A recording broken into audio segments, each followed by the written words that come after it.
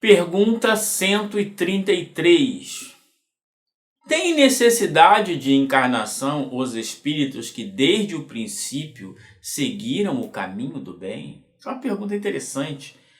Tem um desdobramento muito importante na história do espiritismo brasileiro, que seguiu um caminho de alguns espíritas cujas ideias da igreja calavam muito em seus corações e criaram algumas teorias, como por exemplo a do corpo fluídico de Jesus, o rustenismo, da qual historicamente as diretorias da Federação Espírita Brasileira era composta em sua maioria de rustenistas. Então, o que acontece? A ideia de que alguns espíritos só encarnam por causa da queda do espírito.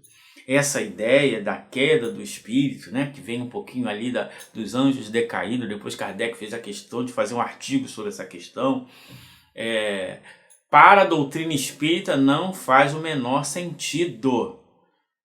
Por quê? Vamos ver a resposta.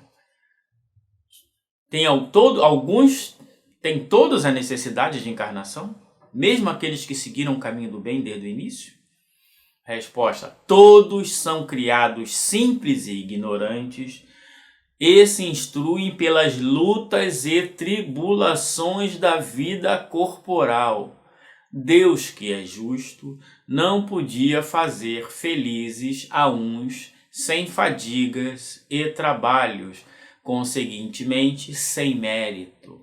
Então, para a doutrina espírita, essa ideia de que espíritos que seguiram o caminho do bem não têm mais que reencarnar ou não necessitam reencarnar é falsa. Todos precisam passar pelas vicissitudes da vida corporal. Todos, rigorosamente todos. Então essa ideia de queda do espírito, isso aí não faz menor sentido para nós, ok? Mas alguns espíritas também acreditaram cegamente. Claro que abstraindo a doutrina espírita. Aqui nós estamos na essência da doutrina espírita. É natural que isso aconteça, faz parte da história da humanidade.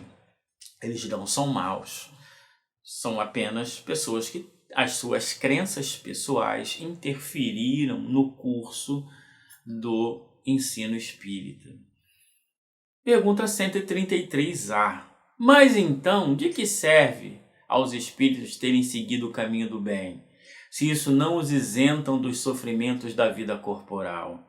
Nós estudamos aqui a história do Arsène Gautier, que seguiu retamente o caminho do bem, mas estava ele lá reencarnado em corpos perecíveis, como todo mundo, e ele não tinha nenhuma expiação a seguir.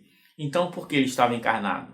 Porque é uma lei geral. Deus é infinitamente justo.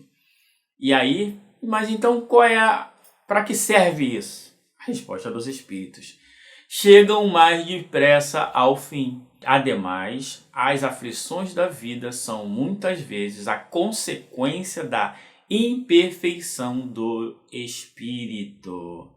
Então, olha lá, as nossas imperfeições é que geralmente causam essas aflições. E aí, bem mais para frente, nós vamos estudar lá o bem e o mal sofrer. E logo já adianto que não existe o não sofrer. O sofrimento não é opcional, ok? Então, as vicissitudes da vida corporal é imposta a rigorosamente todos os espíritos.